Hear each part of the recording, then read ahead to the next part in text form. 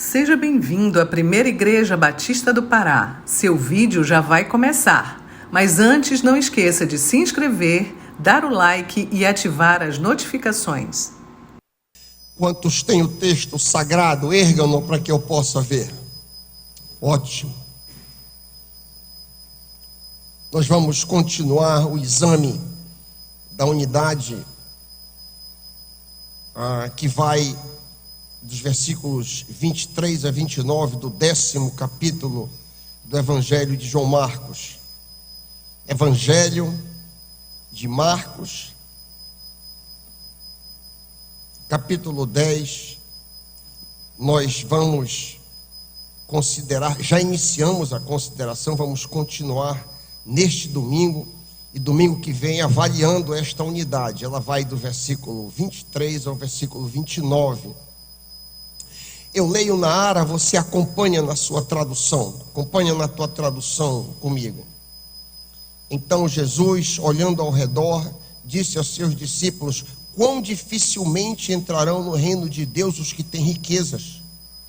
Os discípulos estranharam essas palavras, mas Jesus insistiu em dizer-lhes: filhos, quão difícil é, parêntese, para os que confiam nas riquezas, parêntese, entrar no reino de Deus. É mais fácil passar um camelo pelo fundo de uma agulha do que um rico entrar no reino de Deus. Eles ficaram sobremodos maravilhados, dizendo entre si: então, quem pode ser salvo? Jesus, porém, fitando neles o olhar, disse: para os homens é impossível, contudo para Deus tudo é possível. Então Pedro começou a dizer-lhe: eis que nós tudo deixamos e te seguimos. Tornou Jesus: em verdade vos digo que ninguém há que tenha deixado casa, irmãos, irmãs, mãe, pai, filhos, campos, por amor de mim e por amor do Evangelho, que não receba já no presente o cêntuplo de casas, irmãos, irmãs, mães, filhos, campos, com perseguições e no mundo por vir a vida eterna. Porém muitos primeiros serão últimos, e os últimos os primeiros. Pai, fala com teu povo hoje, que nem uma mácula em mim impeça, que nem uma sujeira em mim impeça que o Senhor fale. Use esse cano, Pai, usa a minha boca para o louvor da tua glória, Pai. Que apenas o Senhor fale e eu não atrapalhe o Senhor. Teus filhos vieram te ouvir e não a mim ouvir, Pai. Fala conosco nesse momento, em nome de Jesus. E todos apoiando dizem: esta é a segunda parte da avaliação desta unidade. Domingo retrasado nós começamos a avaliar esta sessão e naquela ocasião cobrimos os primeiros versículos. É interessante pegarmos o contexto maior, porque no contexto maior nós vimos a reação de tristeza do jovem rico. Esse é o contexto imediato e que é parte do mesmo momento. Este jovem rico havia sido uma pessoa honesta e trabalhadora. Você mantém a Bíblia aberta no seu colo. Se você bater os olhos imediatamente acima da porção que nós lemos, você vai ver o relato do jovem rico. Ele havia sido uma pessoa honesta, ele havia sido alguém que buscou a lei do Senhor. Ele tinha sido reto desde a sua adolescência, tinha se esforçado para ser alguém correto. Além disso, ele havia se tornado um arcon, um dirigente de sinagoga. Em termos modernos, ele havia se tornado um pastor, como eu. Ele buscava sincera e honestamente a vida eterna, mas ele não sabia que ele era um idólatra. Cristo escancarou a idolatria dele, mas o pastor ficou apenas, aspas, triste, porque era dono de muitas propriedades. Você confere 10, 22, é só bater os olhos um pouquinho acima. Embora ele tivesse se esforçado toda a sua vida para entrar no céu, o poder do dinheiro sobre ele era maior do que seu desejo de herdar a vida eterna. 10, 17. Diante da tristeza do jovem, Jesus avisa seus discípulos da seguinte maneira, 23, que nós lemos: Jesus olhou ao redor e disse a seus discípulos: como é difícil aos ricos entrar no reino de Deus.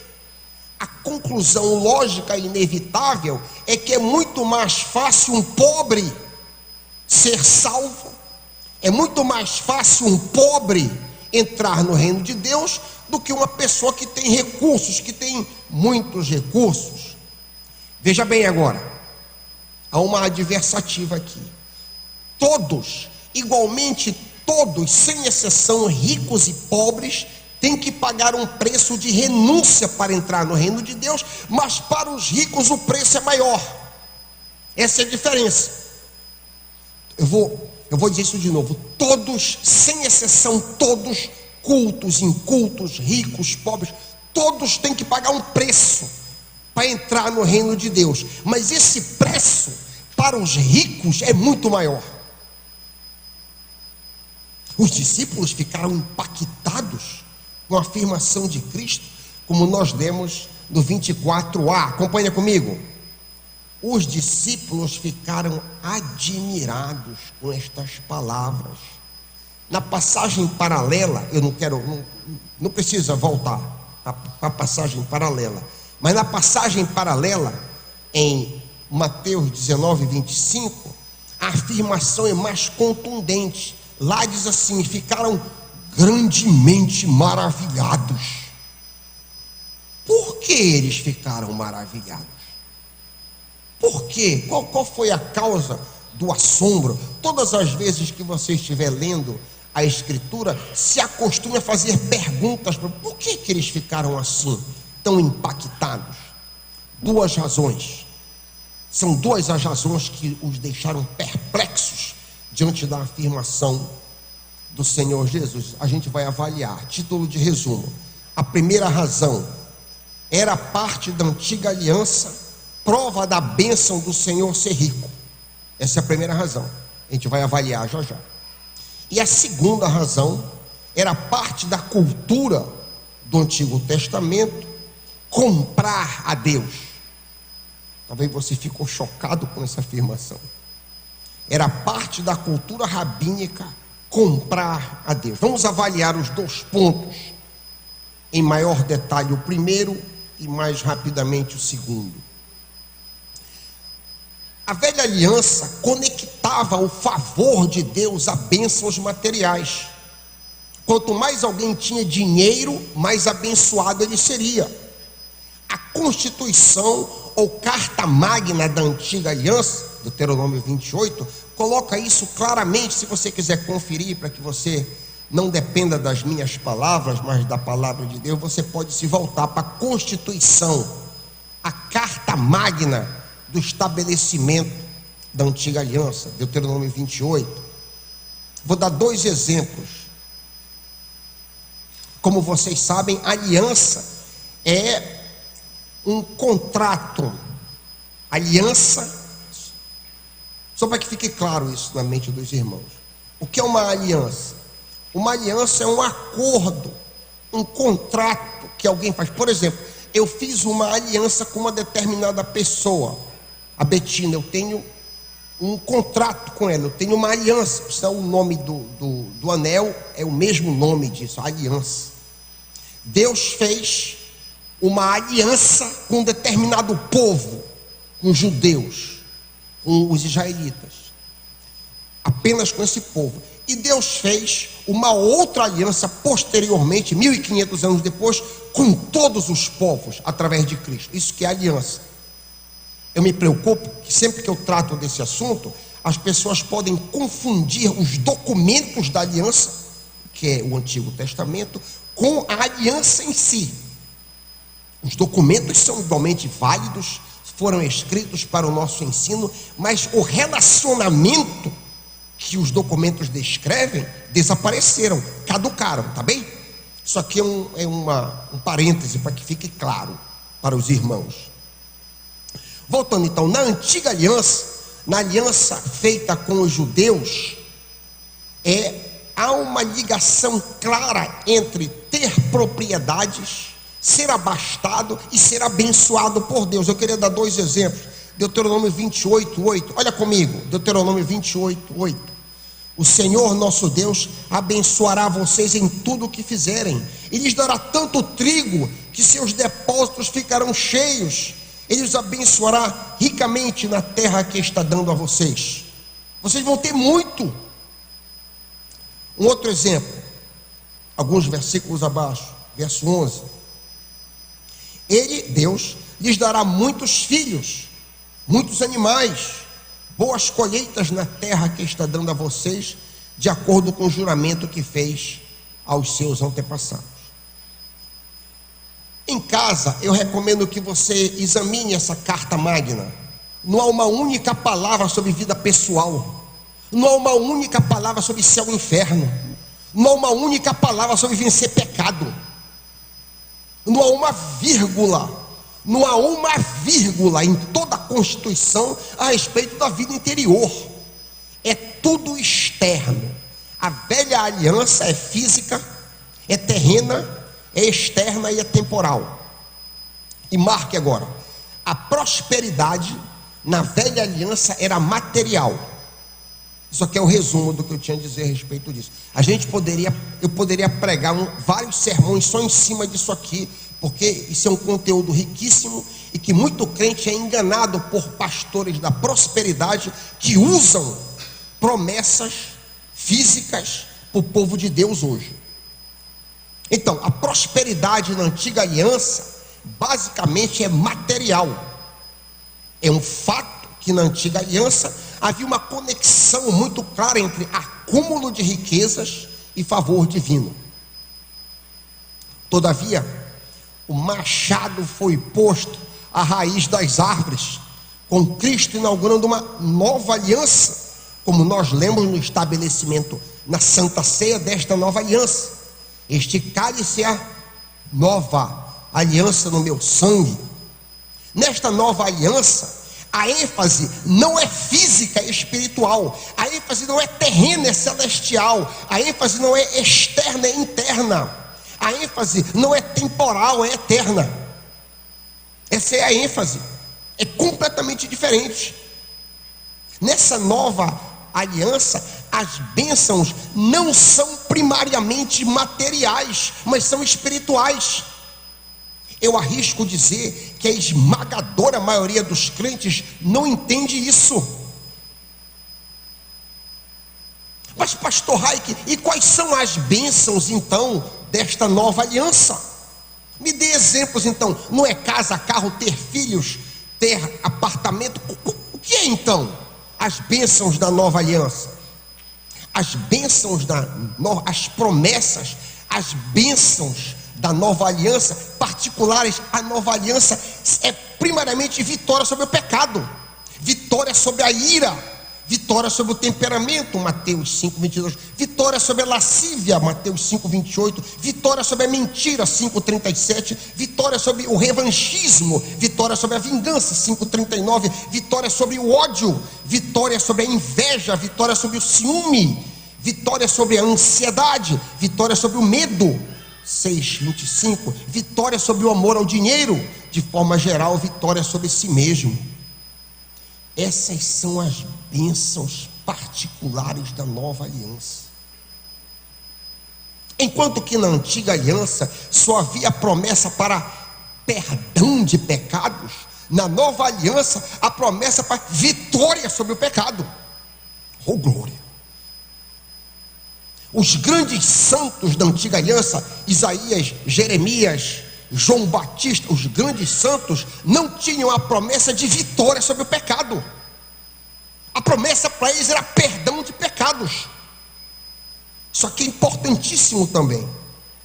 Salmo 32:5 é perdão de pecados. Na nova e superior aliança, a promessa sobre vitória sobre o pecado. Sim, pastor Raik, eu entendi. E como é que fica o meu lado físico então?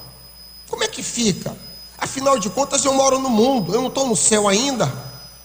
Como é que fica o meu pão, a minha casa? Como é que fica? Como é que fica a minha vida aqui e agora na nova aliança? Na nova aliança, há uma promessa para os crentes básica. A promessa para o crente é básica. E a promessa para o crente é condicional. Busca primeiro a santidade, e as demais coisas físicas vos serão acrescentadas. Essa é a promessa. Por sinal, isso aqui é curioso.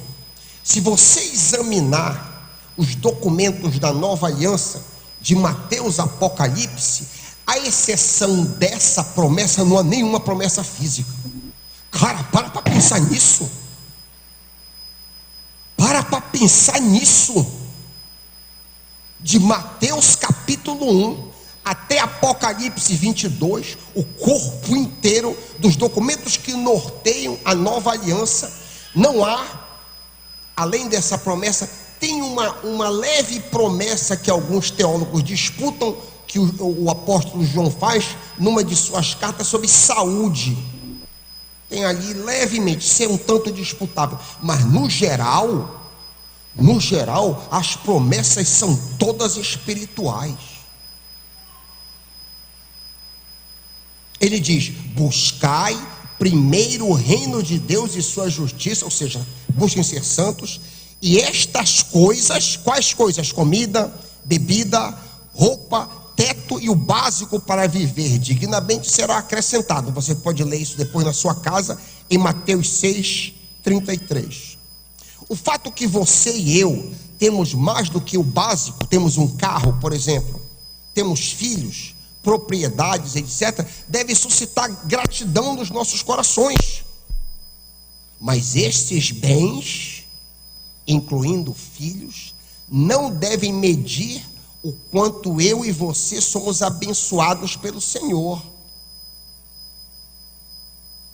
Esses bens, todos eles, não devem medir o quanto eu e você somos abençoados pelo Senhor. Do contrário, se isso que eu estou dizendo é mentira, então a pessoa que tem uma casa em Salinas é mais abençoado do que aquele que não tem uma casa, que apenas aluga aqui em Belém. Do contrário, o crente que não teve filhos é menos abençoado do que o crente que teve 2 ou 3 filhos. Isso faz sentido para você, meus irmãos? Amém? Do contrário, o crente que nunca viajou é menos abençoado do que aquele que fez muitas viagens.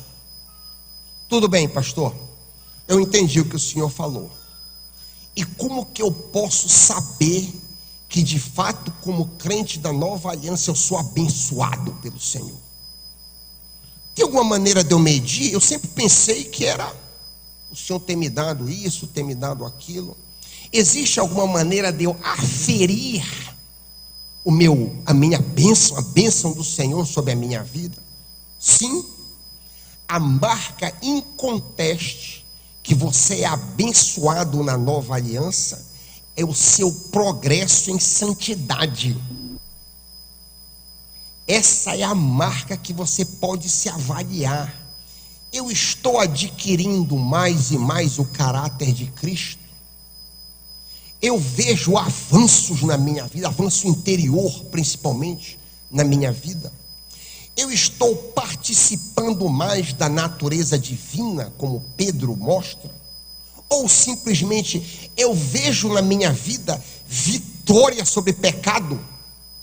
Meu querido, se você vê mudanças na sua vida, veja bem o que eu estou dizendo. E não me entenda mal, eu não estou dizendo que você atingiu a perfeição, nada disso. Mas você vê avanços na sua vida.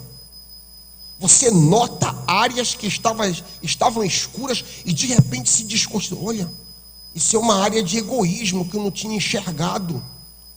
Opa, eu preciso vencer determinada mentira que ainda está na minha vida. Opa, isso aqui precisa mudar na minha vida. Áreas estão sendo reveladas e você avança naquelas áreas. Essa é a prova inconteste que você está recebendo a bênção e o favor do Senhor. Se você enxerga isso na sua vida, você está avançando. Você pode inclusive utilizar recursos externos para você avançar. Se você tem dificuldade, Você pode pedir para alguém te avaliar. Eu peço para minha esposa me avaliar anualmente. Todos aqui já sabem, porque eu já disse isso outras vezes. É um recurso externo que me ajuda. Todo dia 31 de dezembro eu digo para minha esposa: Betina, como que eu posso ser um marido melhor? Como que eu posso avançar? Como foi o ano? Porque já que a gente faz isso anualmente, eu já tenho um ano que ela pode aferir o ano que passou. Como foi que eu me saí nos pontos que você apresentou ano passado? E o que é que eu posso melhorar ainda mais à frente? Isso é uma forma excelente, porque ninguém te conhece melhor do que o teu cônjuge. Então você pode utilizar instrumentos dessa natureza para que você avance. E como é maravilhoso quando você chega no final de um ano, faz um inventário e você viu o progresso. Poxa vida, que coisa maravilhosa, que coisa linda. Repito, é a prova inconteste de que você está sendo abençoado pelo Senhor. Você está recebendo a graça do Senhor na sua vida. Por fim, isso aqui é pontual. A prosperidade na nova aliança é espiritual. Vocês lembram do que eu disse da prova inconteste da prosperidade na antiga aliança? A prova da prosperidade na velha aliança era material.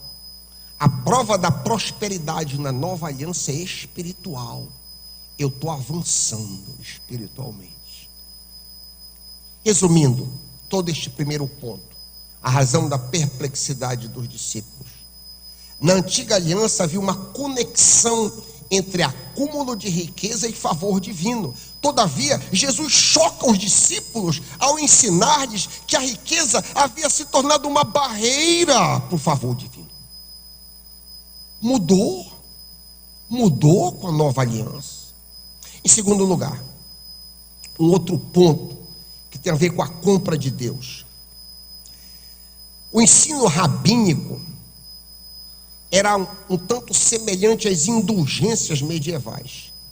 Comparando Deus com eles mesmos, os rabinos ensinavam que Deus se alegrava em direta proporção ao tamanho da tua oferta. A prática de dar esmolas era mais ou menos como um investimento no reino. Isso me lembrou muito quando eu estava meditando sobre o que alguns pastores pregam a respeito da lei da semeadura. Se você semeia aqui no gasofilácio, Deus vai te dar também. Pessoal que veio aqui de igreja neopentecostal já deve ter ouvido isso, a lei da semeadura. Coloque, aposte R$500 em Jesus. Aposte R$2.000 em Jesus. Você não tem fé? O que é isso?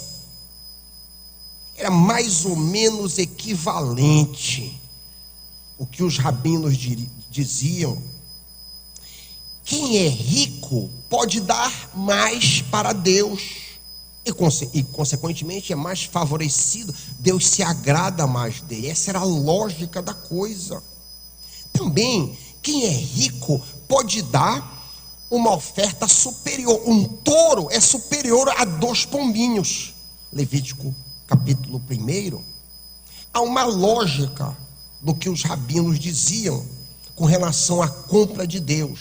Acompanha comigo. Acompanha aqui comigo.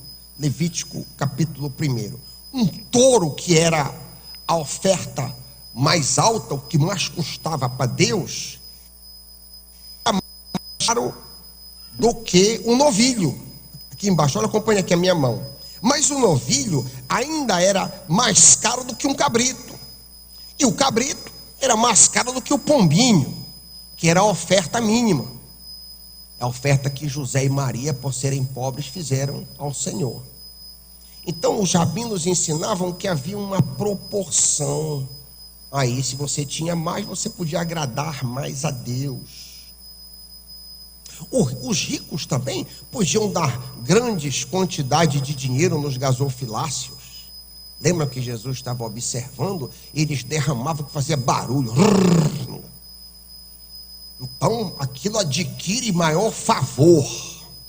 Você é mais abençoado, porque você é rico e pode comprar a Deus.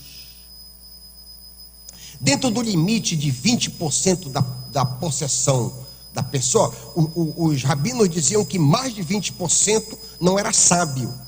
Mas dentro do limite de 20% de tudo que você possui, quanto maior a oferta, maior o favor do Senhor para com o ofertante. Na contramão do ensino rabínico, Jesus choca os seus discípulos, afirmando que as riquezas passaram a ser, na verdade, uma barreira para a salvação. Daí, Marcos 10, 24, os discípulos ficaram admirados. Como assim? Os discípulos ficaram chocados com aquilo. No fluxo do texto, nós lemos que eles chocados, ainda assim Jesus insistiu: filhos, quão difícil é para os que confiam nas riquezas, nós já vimos que isso aqui é uma inserção, entrar no reino de Deus. Marcos 10, 24b, nós já trabalhamos isso aqui exaustivamente 2 domingos atrás, mostrando que os melhores manuscritos não têm essa inserção. Se você tem a ARA, por exemplo, essa inserção está entre colchetes. Se você tem a NAA, nem tem isso aí.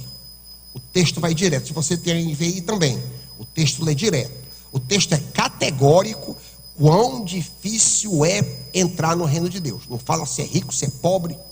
E nós trabalhamos isso aqui com vocês bastante. A afirmação é geral, todos têm um desafio colossal para entrar no reino dos céus. Por isso que Cristo diz, aí no versículo 24b, como é difícil entrar no reino de Deus. Após essa afirmação, Jesus traz de volta a questão da riqueza como barreira para a entrada. 25, olha comigo aí, Jesus volta ao ponto.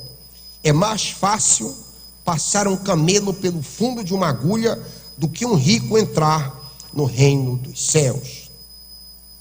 Aqui no versículo 25, Jesus usa uma hipérbole para exprimir as dificuldades do rico ser salvo, utilizando a comparação de um grande animal passando no minúsculo fundo de uma agulha. A expressão fundo de uma agulha, para descrever uma impossibilidade, tem origem persa. Os persas usavam o elefante. Como é difícil o elefante passar pelo fundo da agulha, os judeus adaptaram para o camelo, que era o maior animal da Palestina. Uma boa pergunta aqui seria o seguinte: por que é muito mais difícil uma pessoa rica ser salva do que uma pobre? Por que é muito mais difícil uma pessoa rica ser pobre, ser salva, do que uma pobre? Porque a pessoa rica tem muito a perder materialmente. A pessoa pobre tem muito pouco a perder quando aceita Cristo. Quanto mais rica a pessoa for, maiores os vínculos com este mundo, maior a ansiedade com suas propriedades, com seus investimentos, com preocupações desta vida, com o engano das riquezas e os anseios por outras coisas. Marcos 4,19. Em segundo lugar, quanto mais rica for a pessoa, menor as suas necessidades e, consequentemente, menor a sua dependência de Deus. Considerando que um fator primordial na salvação é depender e confiar em Deus, alguém que tem poucos recursos terá muito maiores oportunidades de depender e confiar de Deus. Terceiro lugar, quanto mais se tem, maior a tendência a se desejar mais. Quanto mais recursos alguém venha a possuir, maiores as possibilidades de viagem, de se tornar famoso, de ter poder, de usufruir experiências extraordinárias que o dinheiro proporciona. Essa escada sem fim tende a fazer com que a pessoa deseje mais e mais. O ultramagnata e multimilionário John Davison Rockefeller, ao ser perguntado quanto é suficiente, ele disse: $1 a mais. Eu quero $1 a mais.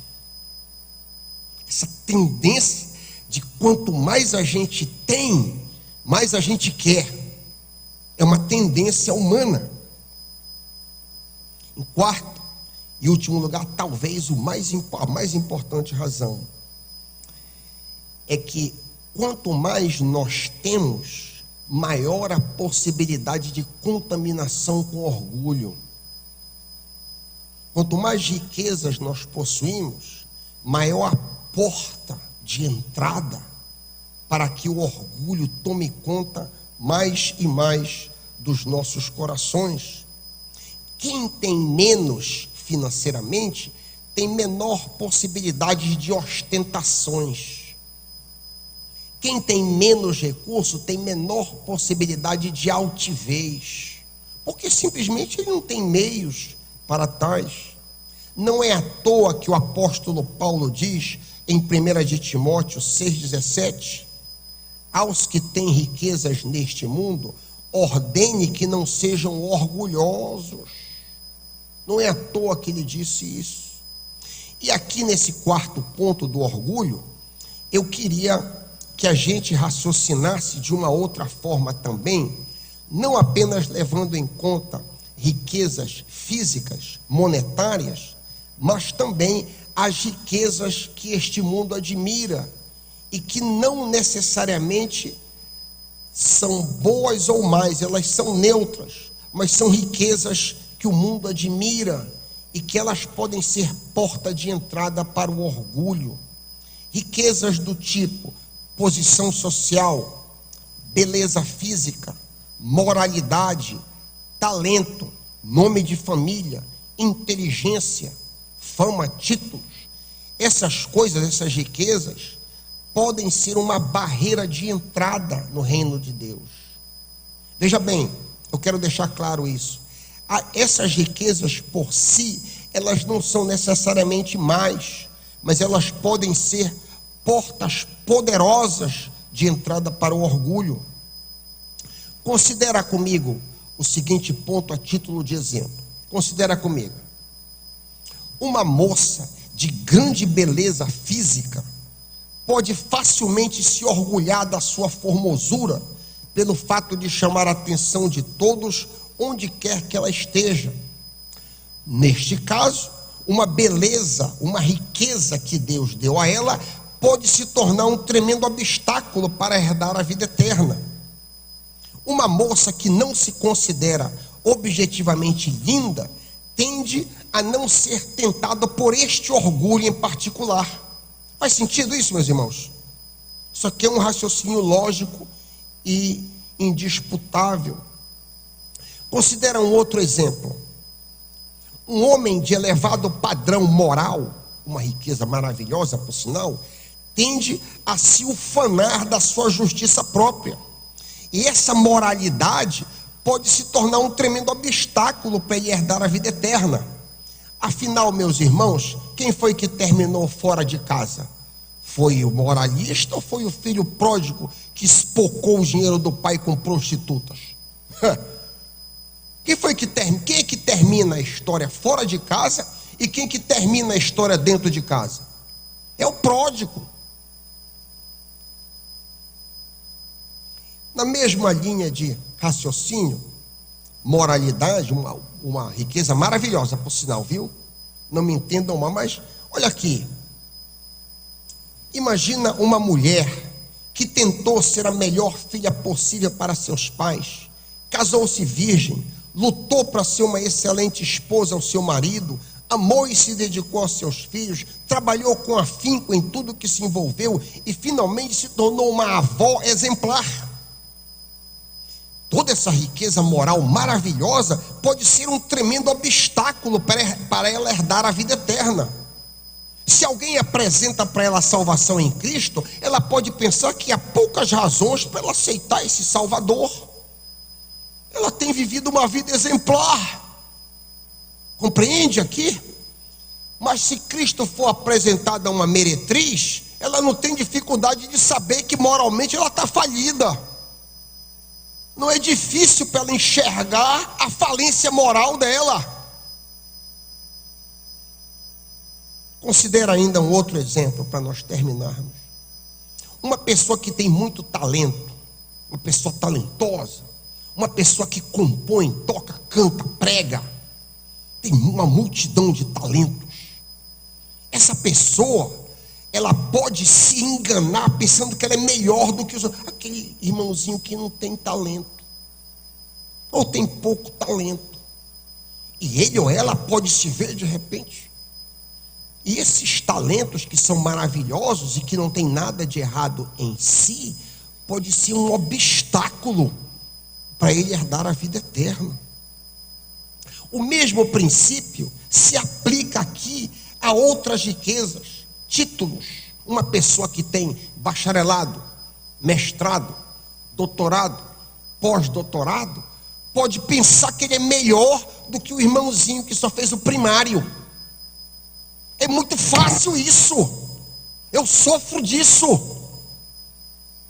Então, esses bens, que não são necessariamente maus, podem se tornar um obstáculo, pode se tornar uma barreira. Essa riqueza pode se tornar uma grande barreira para a pessoa. Fama, inteligência, alguém que é muito inteligente, alguém que tem uma posição social de destaque. Às vezes eu fico pensando como deve ser difícil, por exemplo, para um grande político. Ele senta-se ali reunido com os governadores ali. Como deve ser difícil para ele, se for apresentado ao Evangelho, de receber o Santo Evangelho. Porque ele já usufrui de uma posição elevadíssima. E essa riqueza da fama e da posição pode tornar para ele um grande obstáculo para o reino dos céus. Em resumo, quanto maiores as riquezas valorizadas pelo mundo, boas ou mais, maior o potencial de você se ensoberbecer, tornando as mesmas riquezas um tremendo obstáculo para a vida eterna. Devido a estas e muitas outras armadilhas advindas das riquezas, Jesus afirmou, ele mesmo: é mais fácil passar um camelo pelo fundo de uma agulha do que um rico entrar no reino de Deus. Vale a pena a pergunta para nós mesmos. Pergunte para você e eu pergunto para mim agora. Quando eu tinha menos recursos do que eu tenho hoje, eu buscava mais a Deus?